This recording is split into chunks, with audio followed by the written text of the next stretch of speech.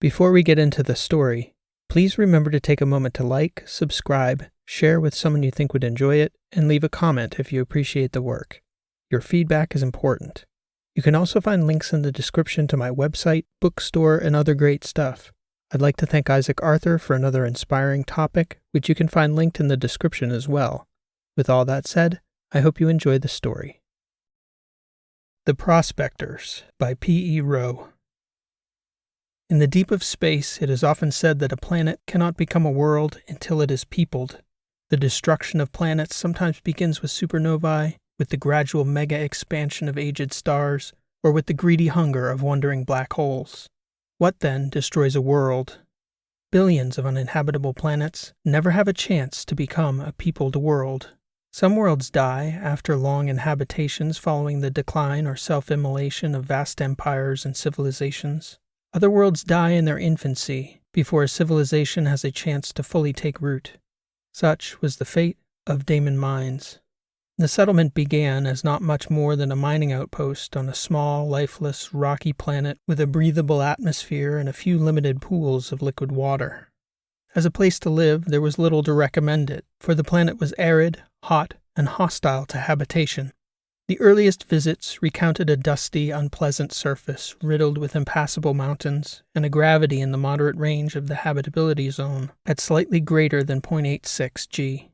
To the eyes, Damon Mines was drab and unappealing, governed mostly by a distant orange sun that for most of the year left the sky a dim, brownish sepia that reflected off the rust-colored hills in a dull haze. The look of the place and the elemental profile, at first glance, made it a strong candidate to be skipped over or stripped for its nitrogen and oxygen for use on the massive planetary rings of the nearby systems of Dreesen's and Carol stars. In fact, it was a survey mission for just such a project that detected such rich deposits of valuable transition metals that Damon II, as the planet was then called, was redesignated Damon Mines, and plans shifted from using it as a nitrogen source to rezoning for industrial mining, specifically for platinum, palladium, osmium, silver, and gold, all of which were deposited in generous loads spanning the entire planet. Finding such wealth fixed in the rocks of Damon Mines prompted the earliest expeditions to look closely at the single small moon, where they did not find precious metals but massive deposits of, some might argue, equally valuable salts that were in great demand, especially in Carol's system. When the earliest calls went out for qualified mine hands and managers, the stark landscape on Damon Mines left corporate speculators little choice but to reward workers handsomely for their willingness to rough it on a dusty, rocky, barren landscape for months-long stretches. These early mercenary miners, unsurprisingly, cared little for the place. But it was during this time that a small but dedicated faction of the working class, cylinder-dwelling laborers, under the philosophical influence of the Ivernian workers' rights movement, began to pool their resources. Their hope and their goal was to locate and populate nearby planetary bodies so they might establish a back door into a free market economy once again. One such hopeful working couple was a young married pair from the Carol Iver cylinder group, Maria and Oscar Signa, who, more than anything, hoped to raise children who would be able to set their own course in the stars, free from the strictures and regulations that a society of trillions required of its citizens. Maria especially lamented the lack of free choice their AI micromanaged lives afforded them, comfortable as things were. For to be one of so many humans living together on such a staggeringly vast artificial environment, they knew, required planning and careful coordination, as a nation of trillions could hardly afford to suffer a famine, supply shortage, or energy crisis, and hope to endure the unimaginable undulating revolt that would follow. The trade-off in personal choice that citizens made was for regularity, security, and adherence to a largely preordained set of life pathways, an adherence that had worn on Maria as unappealing, even soul-crushing in her youth.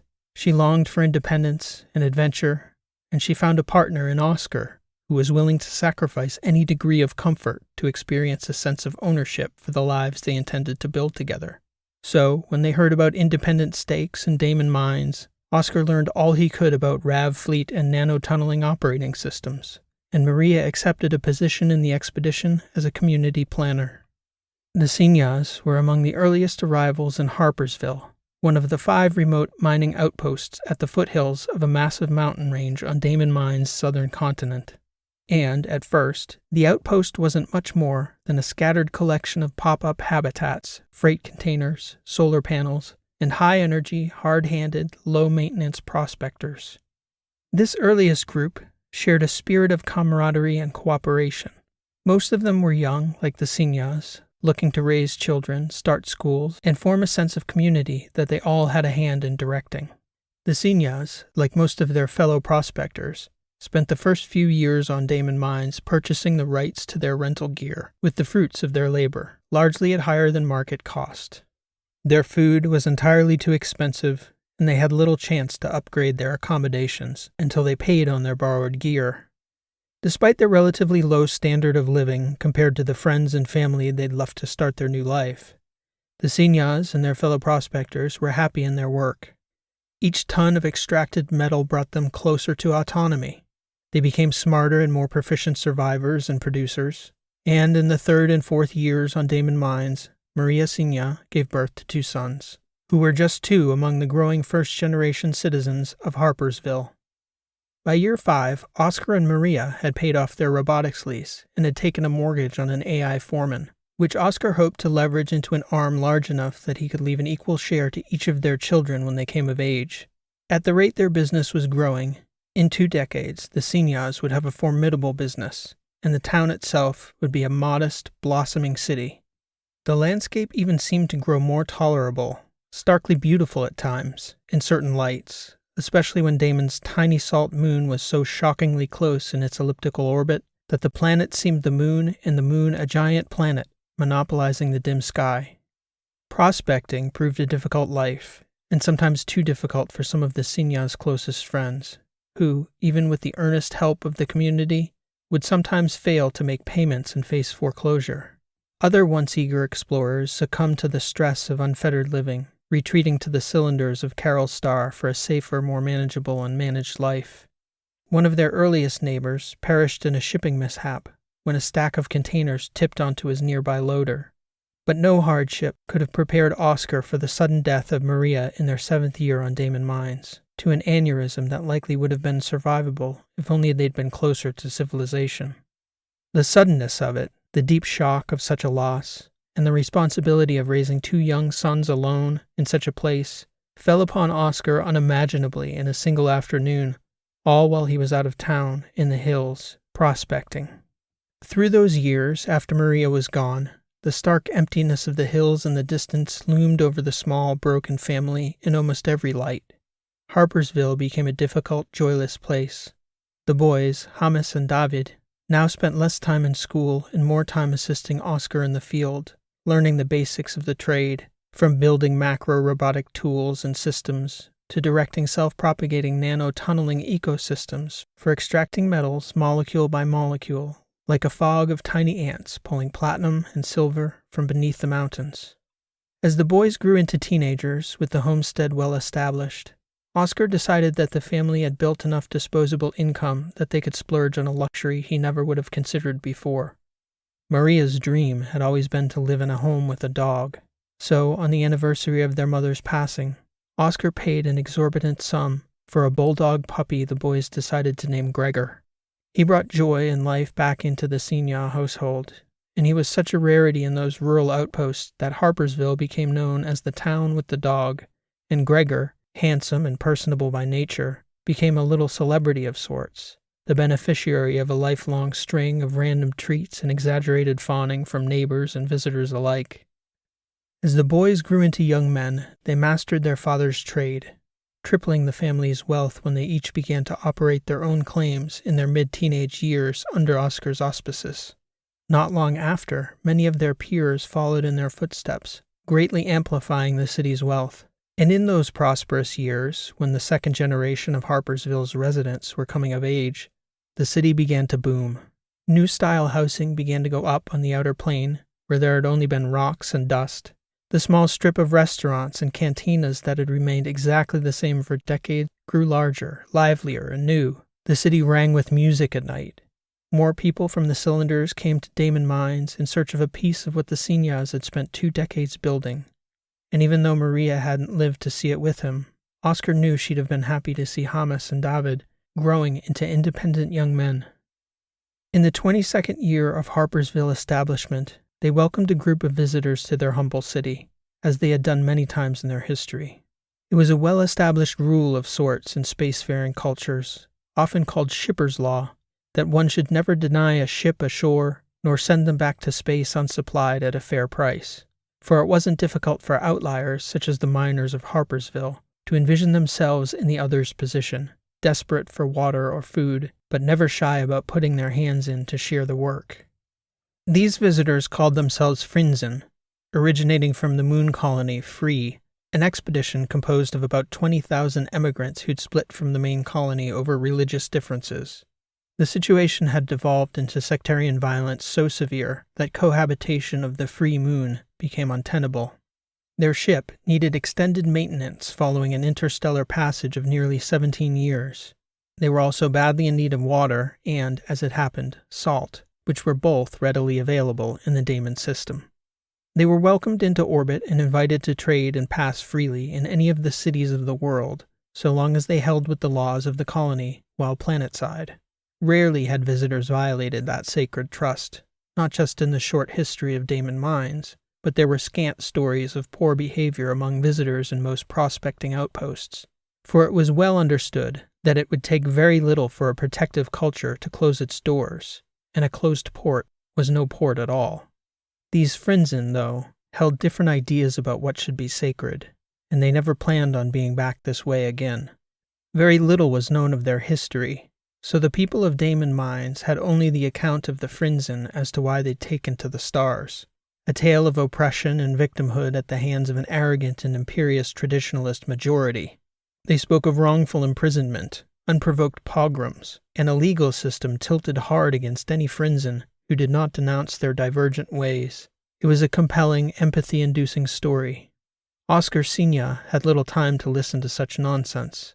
He and his boys had work to do, contracts to fill, metals to pull and transport. The Seniors, as usual, were hustling. When the Frinzen arrived, the Senior men were out in the K-grid, systematically working through veins embedded in a platinum-rich range of the southern mountains. Their mode was usually to work for 2 weeks, load up, and transport their yield back to Harpersville for shipping. On the Friday evening the Frinzen arrived, Hamas and David glided back into town early, while Oscar, Gregor the Bulldog, and Samson the AI foreman were buttoning up the mining site for a 3-day respite. Following their usual custom, the boys planned to meet friends at Hannah's for a few drinks in celebration of another profitable session. They were surprised to find the town crowded. Even the old pod housing from the outpost's earliest days was being used as lodging for their newly arrived interstellar guests. When they entered Hannah's, Hamas and David found their usual table occupied. The occupants were strange-looking. Such delicate people didn't usually find themselves on an outer world like Damon Mines. The brothers smiled at the garish, functionless clothing and the thin, soft features of the outsiders.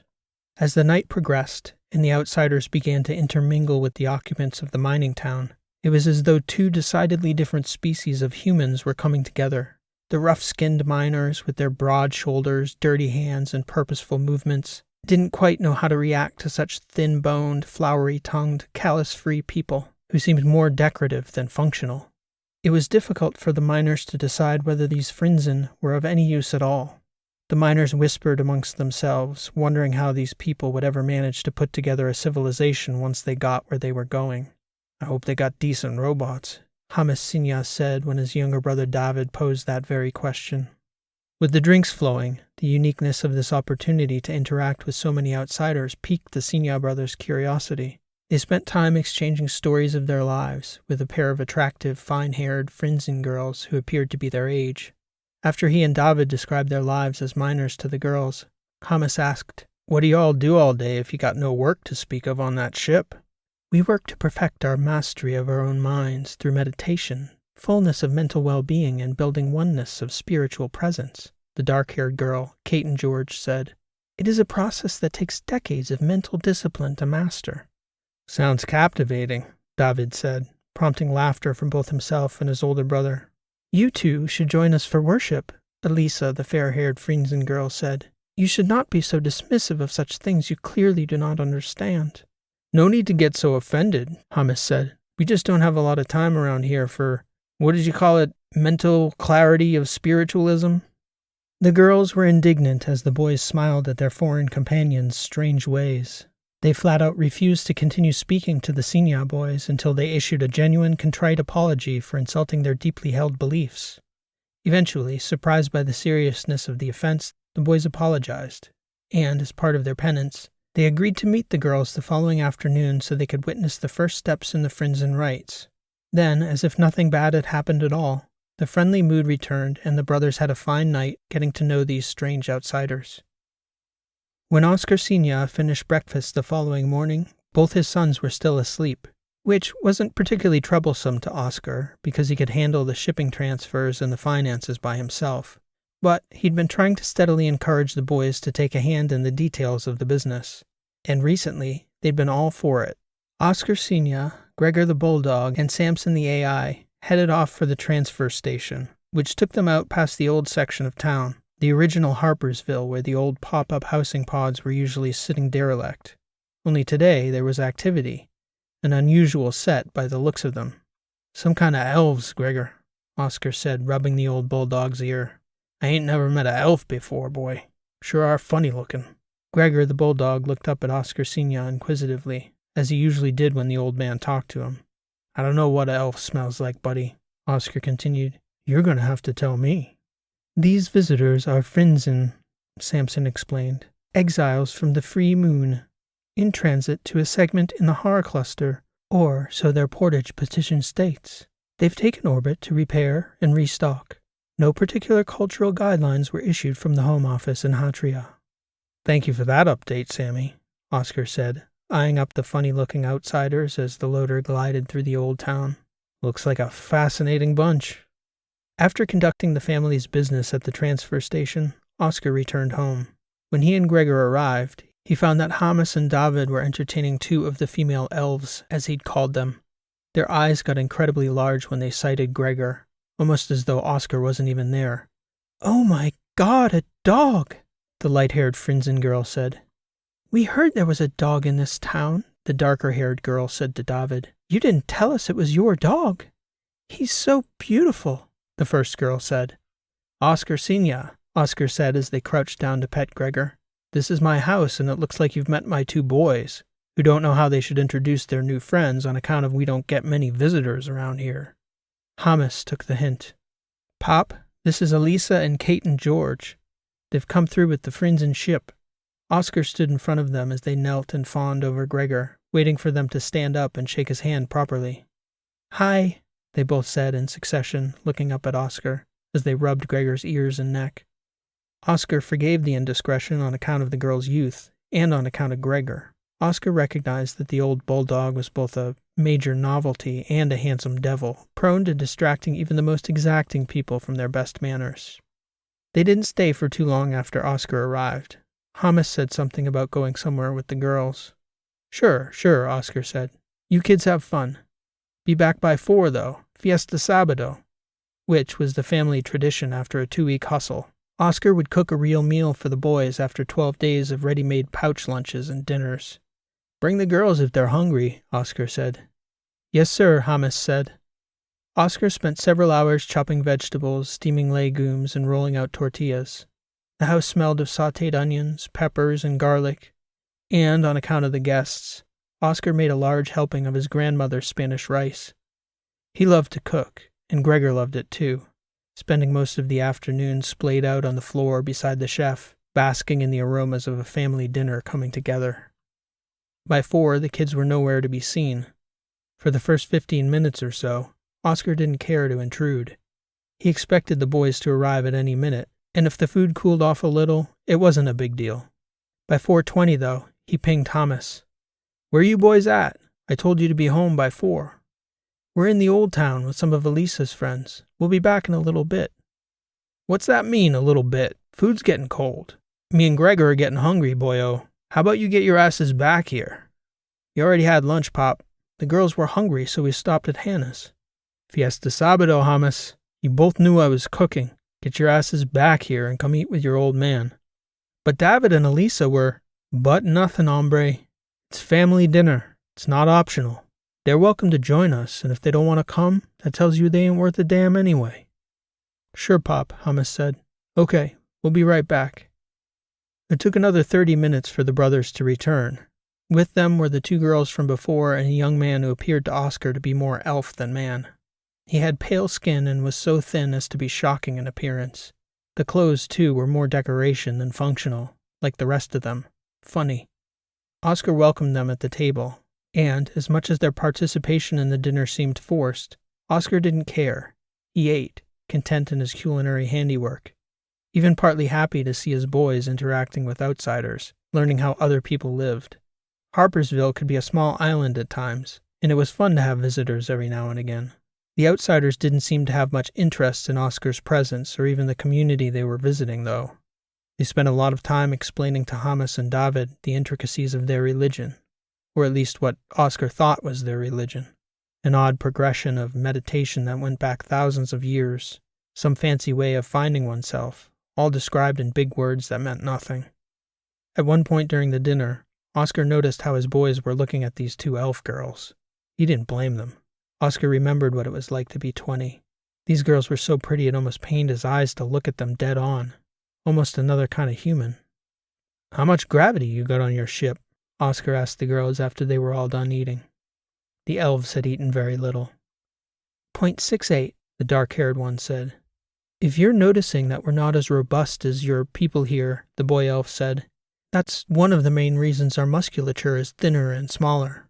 "That's why I asked," Oscar said. "They keep your calorie count fixed too?" "By necessity," he answered. "On a long voyage, the food chain must be tightly controlled." "I'd think you'd be more excited to dive into a home-cooked meal then, no?" "The stomach contracts over time." "You some kind of doctor or something?" "I'm in the medical division, yes. It's one of my duties. I also studied veterinary medicine, but I must confess Gregor is the first living dog I've ever met. He's quite a specimen." "A specimen, yeah. That's a word for Gregor, all right." David and Hummus laughed. The visitors didn't quite understand Oscar's dry sense of humor, or maybe even what dry humor was. After dinner, the brothers sat down with their guests in the sitting area, and the young doctor sat fixated on Gregor, petting him and rubbing his belly. Oscar fixed himself an evening cubata to wash down the meal. "You know, Mr. Signa," the boy elf said, "these fatty growths on Gregor's side, they're called lipomas," Oscar said. "Our doctor checked them out a couple years ago when she came through. They don't bother Gregor none." "Oh, yes, well, I could take them out for you very easily. Gregor here would hardly feel a thing." "Hardly feel a thing? That means he'd feel something. Thanks, but no thanks." "But it would be next to nothing, hardly a scratch." "Why would I let you do that? For what? So that his coat looks smooth?" The young Frinzen shrugged and nodded. "It'd be a very easy procedure." "It bothers you how Gregor looks? 'Cause it don't bother me none. Don't bother Gregor neither."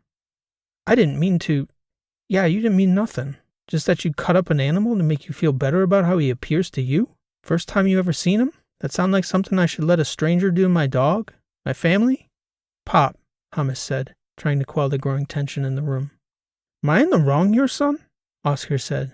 "These people are guests on this planet, in our house, and the first time I ever lay eyes on these people, this one's telling me how I should care for our dog?" "He's just trying to be helpful, Pop," Hummus said. "Nothing more." "That's fine," Oscar said. "Only I see them teaching you boys about how they live, and they don't seem to be learning much from you. For example, when you come into the house of an elder, a house he built up from the ground, and he welcomes you to his table, and he feeds you, and he lets you sit with his family and with his dog, and you offer to help him care for his dog, and he says no thank you. What would you say to this man where we're from, Hummus?" "You would say yes, sir." "That is correct," Oscar said, turning his gaze toward the boy doctor. "So, young man, you are welcome to sit with my dog and to pet him, but under no circumstances will I allow anyone to cut on him for cosmetic purposes. Is that understood?" "Yes, sir," he said. "Good.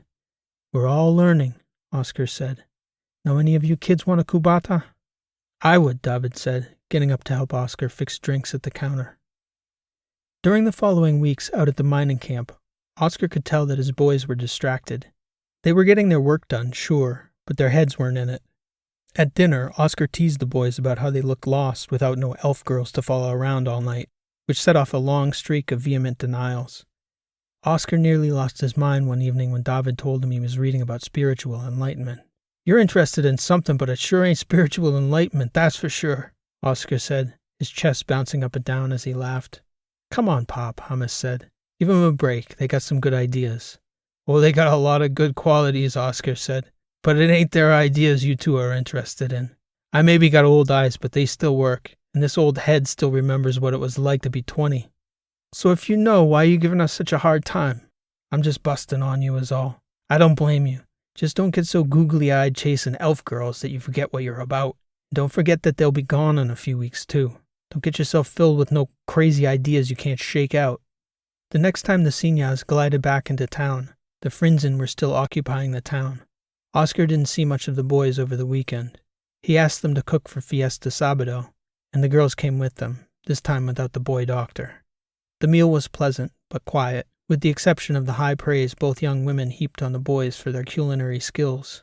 At the end of the dinner, as they were heading out, Kate and George told Oscar that he'd raised 2 fine young men, and something about it struck him as odd.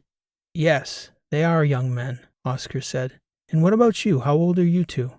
Kate and George shrugged and exchanged a look with Elisa, and then she found Oscar's eyes again, which seemed to remind her of his lesson to their companion 2 weeks prior. "I'm 31, and Elisa is 33. "Really?" Oscar said. "Well, don't you 2 ladies look young?" "Deep space," Kate and George said, smiling. Oscar nodded, eyeing them both up as they stepped toward the door. "We'll see you, Pop," David said as they walked out. "Will you?" he said, shaking his head. He didn't see the boys again till Monday morning when they set out for the K-Grid, 2 hours late. It was clear to Oscar from their bearing that neither boy was happy about leaving Harpersville for the mountains. He didn't like how the situation was evolving, but he figured they'd pout and mope about for a few days and get over it in a couple weeks when the memory of those older elven women wasn't so fresh in their young minds. The boys stayed surly all session, even if they still pulled their quotas. When they returned to Harpersville again, Oscar was surprised to see the Frinzens still in town. The boys, though, as usual, had preceded Oscar back to the town, and in hindsight they'd been excited, even giddy as the weekend approached. Oscar should have seen it coming. "I'm not sure what we're going to do about these shit-elves, Gregor, old boy," Oscar said as they passed Old Town. "They're wearing out the welcome for sure." But as much as he lamented the Frinzens' continued presence, Oscar knew that the boys were men now, and he couldn't very well teach them autonomy, as he had their whole lives, and then tell them what to do with their weekend. They'd have to make their own choices, even if they were bad ones involving nice-looking shit-elves. On Sunday, when Oscar still hadn't seen the boys, he decided that instead of pinging them, he'd go down to Old Town and see if he might happen upon them, and see what those elves were getting up to at the same time. Old Town was almost deserted, though. Oscar had a sinking feeling in his stomach. "Samson," he said to the AI in the loader, "can you ping them?" "Negative," the AI said. "None of their devices are active on the network." "Not even at Hatria? They could have gone down there, maybe." "No, sir. The only explanation is that they're not on the planet." Oscar looked up at the horizon to see if he could catch the faint glint that had flashed over the northern plain every so often, but the Frinzen ship wasn't in his sight line. Oscar went down to Hannah's to see if he could figure out what was going on. The place was as empty as he'd seen it in years. "Let me guess," Demetra the bartender said. "You're looking for your boys, Oscar. I figure somebody down here got to know where they're at. Then it turns out you're the only one down here. Everybody went up to the Frinzen ship. I guess they was going to give everyone a tour, return the hospitality or something, throw a big banquet for the town. I guess we wasn't invited, huh? Just you and me and Gregor got left behind." "Yeah," Demetra laughed. "I'm surprised they didn't invite the dog and sit him at the head table, these people." "The shit-elves," Oscar said. "Those 2 30-year-old women got my boys wound right around their little fingers." She laughed. "Shit-elves. Damn right. The girls I can see. Pretty little things. Entitled, but even I can see the appeal. Thing I can't figure, Oscar, my little sister's smitten with one of their pretty little boys that don't look like he could carry one of them bar chairs halfway across the room. She just says he's beautiful and spiritual. They're all spiritual. Don't got no manners, can't do a damn thing, but they're spiritual all right. Anyway, they're supposed to be back sometime tomorrow. It's some big festival for them up there." "Great," Oscar said. Happy Shit Elf Day. Demetra laughed and shook her head. Can I get you anything while you're here, Oscar? Ah, what the hell. It's getting toward Kubata time. You got it. And Oscar slumped down at the bar and had a nice conversation with Demetra. By Tuesday morning, the town was still half empty, and with no sign of their people, Oscar and several of the other head prospectors called down to Hatria to see if anyone in the capital knew when their family members would be coming back, or if they had a way to call up to the ship and get in touch. By mid-afternoon, shuttles began arriving back from orbit, carrying a mixture of hard hands from Harpersville and the spiritual Frinzen. Oscar waited around the corner on Desmond and Hannah's back porch, just opposite the opening between Old Town and the city's main strip, right where the shuttles were dropping people off. He spotted David and Hamas before they spotted him. It's crazy how it feels, David said. Just 2 days off world. 3, Hamas said, and we better get moving. Pop is going to lose his shit when we get out to the site. Maybe he'll lose it right now in front of all your new friends, Oscar said from above them on the porch. Pop, Hamas started. Oscar just shook his head. The boys stood before him, frozen in the old road, unsure whether to speak. We are 2 days behind, boys, and we got a delivery due in a little over 10 days. No senior's been late on a delivery in 20 years, and it ain't going to be next week neither. Go get your gear. The boys walked to the loader, slump-shouldered with their mouths buttoned up good. And for good measure, Oscar told Samson to drive the other loader out to K-Grid, so the boys had to ride out with him. He had Gregor sit up front, too, relegating the boys to the back seat for the duration of the ride, which progressed in total silence. When they got out at the mining camp, Oscar didn't say a word, just headed right for his con center. Pop, what's the schedule? Hamas asked. I don't know about what you boys are going to do, but I've got 20 hours to make up on my end, so I'm going to put in today's 10 and get up at 4 so I can bank 3 extra hours a day till I'm caught up next Thursday. Look, Pop, we're sorry, Hamas said. Don't speak for your brother, and don't be sorry to me. You're not letting me down, you're letting yourselves down, and your vendors, and the builders on the other end who rely on them. Oh, come on, Pop, David said. Don't tell us it doesn't bother you after you sit in silence all day. Do we need to talk this out, David? You really think you're going to tell me something about this situation I don't already understand? Wait, you know what? Maybe I do need to tell you a few things that apparently I haven't taught you yet. Or maybe you think you could teach me what you're learning chasing after these enlightened 30-year-old women you've been following around for the last month. Would you like to start, David? Maybe tell me something about spirituality, well-being of the mind? No? I know a few things about religion myself. David didn't say anything, but he was hot. Haven't I taught you boys anything out here? Yeah, metals, David said. Pulling metals out of rocks. That's your idea of enlightenment. Goddamn right it is, Oscar said. You still think you're pulling metals out of the rocks? We don't deal in metals, son. We deal in commerce. Every day we're out here, we're pulling a better future out of these rocks. For me, for you, for your brother, for my grandchildren, for your mother, for her grandchildren. I don't bring Mom into it, David said. I'm not bringing nothing, Oscar said. Just truth. She's over you always, whether you see it or not. It ain't just about you here, boys. Hasn't it struck you once when you've been visiting those people squatting in our old pod houses that we used to live there? You probably don't remember anymore what this outpost was like before we had Hannah's, before there was a main street, a school, a theater. That's what we've been pulling out of the rocks for 20 years. And that's what I'm going to do this week, because our word means something out here. Not to no skinny visitors, to our goddamn neighbors who have our backs. There, that's what I wanted to say, Oscar said. You happy? Can we get to work now? Yeah, Pop, Hamas said. And he gestured with his brow for David to get going. Oscar went to work in a huff with Gregor trailing slowly behind. After a 10-day stretch of nearly 16-hour days, all 3 senior men made their contracted deliveries in full and on time, just as they always had. And this week, Oscar was no longer surprised to see those malingering Frinzens still occupying the old town when they got back. The mood in Harpersville had shifted from the light, upbeat energy that had permeated the small city on their arrival weeks earlier. Oscar wasn't the only one growing tired of the outsiders. The hard-handed people of Damon Mines didn't mind offering a sanctuary to a well-meaning group of weary travelers, but they didn't appreciate their good faith being violated by people who didn't respect them or their ways. That unspoken tension felt like it would soon spill out into the open. On Saturday at the transfer station, Oscar heard talk among his fellow miners that some of the Frinzen were trying to coax many of the people of Harpersville to join them on their interstellar voyage. Oscar had seen something in their eyes from the outset, They'd wanted something. He just hadn't been able to figure out what these delicate little people wanted out of Damon mines. It turned out they didn't want anything from the mines at all. They wanted the people. Oscar tried all day to ping both of his boys and couldn't get a response. Finally, as the day waned, he messaged Hamas, asking him to stop by the house when he got a chance to break free. It was long past dark by the time Hamas made it home. When he came in, Oscar was asleep in his armchair in the living room, with Gregor curled up on the sofa across from the old man. "Pop," Hamas said, nudging his father awake with a gentle shake of the arm. "Pop, it's Hamas. I was waiting up on you. Drifted off." "I'm glad you did," Hamas said. "It's late." "Where's David?" Oscar said. "He's with Elisa in the old town." Oscar shook his head. "That's what I gotta talk to you about, Pop. I don't know what to do." "He wants to go with them, doesn't he?" "I've been trying to talk him out of it for days, Pop. But she's got this, I don't know. It's like she's in his head." "And what about you and the other woman?" "Katen? I guess I like her well enough. She's beautiful. She seems kind. I don't know, though." "You don't love her?" "No, I don't think so. Not like David and Elisa.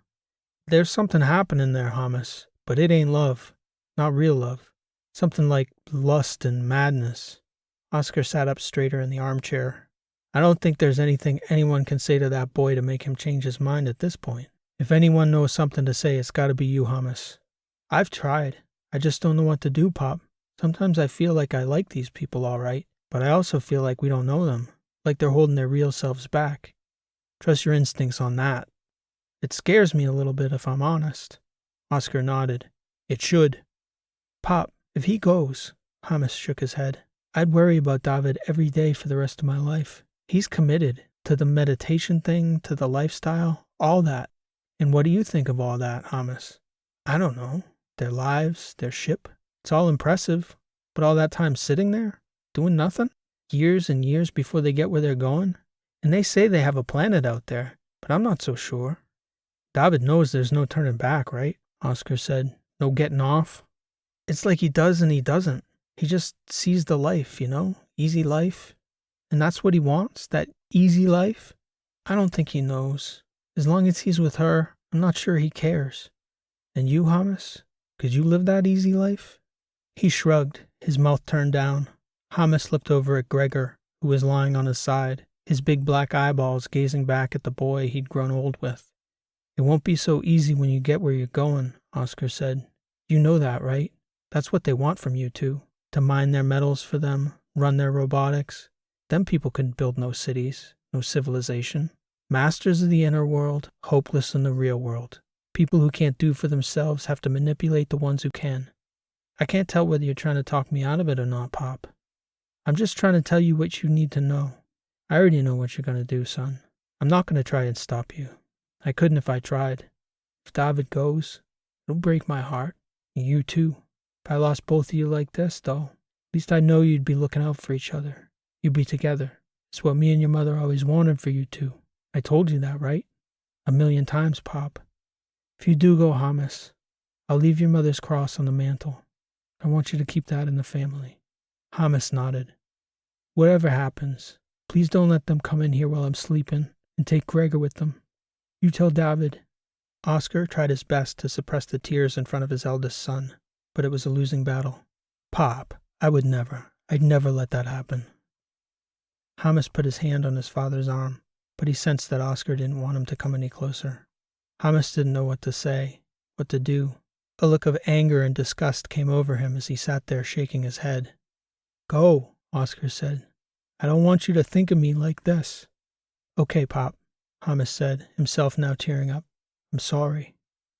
"Promise me," Oscar said, as Hamas got up and turned toward the door. "If it goes wrong, please, please, Hamas, forgive your brother.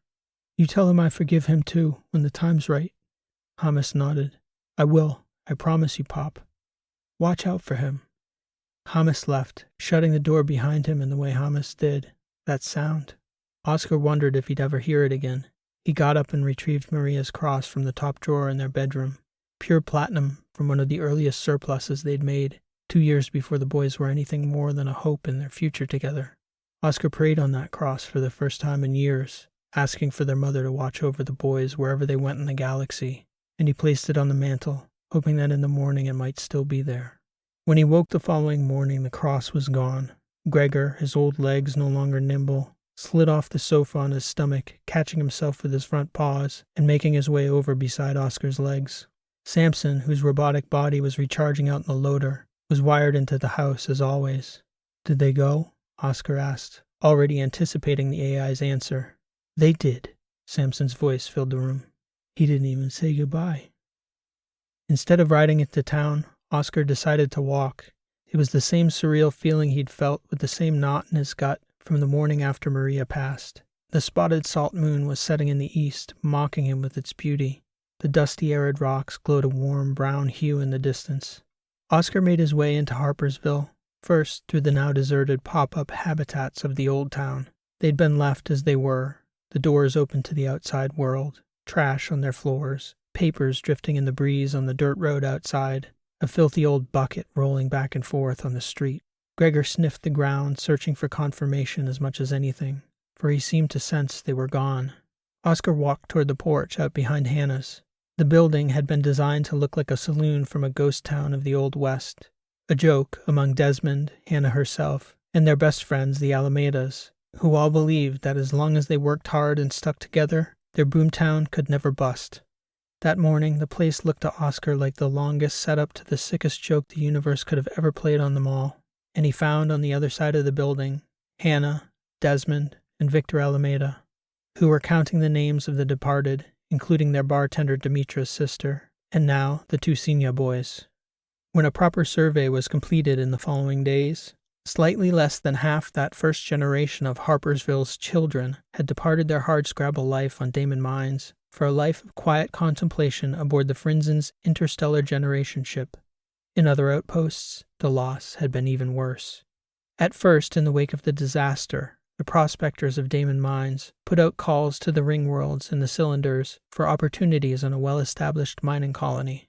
The takers were few, trickling in one straggler at a time, only to find a world with a forlorn set of broken-hearted people, who, over the coming years, one by one, gave up on their dream of ownership and independence, departing by shuttle back to Dreesen's star, to Carol's star, and even sometimes to passing interstellar missions, until eventually there were so few prospectors left that the solitude became too much, and the mines became the purview of the robots, and the houses became the fossil record of a forgotten, almost formed, dusty dream of a civilization that had never fully come to pass.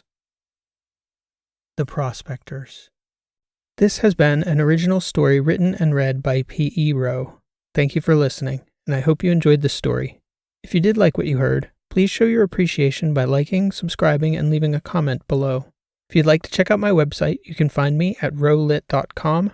That's ROWELIT.com. It's also linked below in the description. You can find many of my other works of fiction of all lengths and in multiple genres. For the dedicated fiction writers out there, I also have a free video series on the mechanics of fiction writing, based on the fields of narrative theory, cognitive psychology, linguistics, and narrative craft, which you can access through my website. So please stop by anytime. Also, if you're enjoying these sci-fi weekly shorts, I've also added 3 shorts set in the story world of my Last Horizon novels. You can find them here on this channel or through the links in the description. If you've enjoyed this week's story, I think you'll enjoy those as well. I hope to catch you back here soon with another new story. Again, thanks for listening. This has been P.E. Rowe, and I hope to see you next time.